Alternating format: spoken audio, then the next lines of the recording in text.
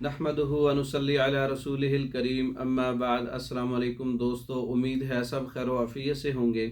आज हम बात करेंगे दवाए ज़ाइकुन नफ्स। सर्दियों में सांस की तंगी, बलगम का इखराज ना होना, सांस लेते वक्त या सोते वक्त सीटियों की आवाज़ आना, चलते फिरते सांस के साथ सीटी बजना, ज़ाइकुन नफ्स सांस की तंगी, हर किस्म की मतलब कि नाक की बंदिश और सांस वाली जो नाली है इसके अंदर मवाद का जमना, इसके लिए ये नुस्खा है दवाए ज़ाइकुन नफ्स का नुस्खा।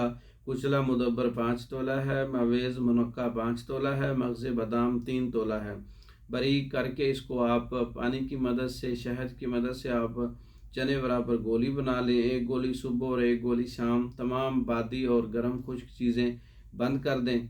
तो ये एक गोली सुबह और एक गोली शाम नीम गर्म पानी या नीम गर्म दूध से इस्तेमाल करने से ज़ाइकुन नफ्स में मुफीद है। सांस की तंगी, सांस को खोलना, नाक को खोलना, सीटियों की आवाज़ और दीगर सीने में बलगम, रेशा और फेफड़ों में सोजश, फेफड़ों के सुराख का बंद होना, इन तमाम चीज़ों के लिए ये बहुत अच्छा नुस्खा है।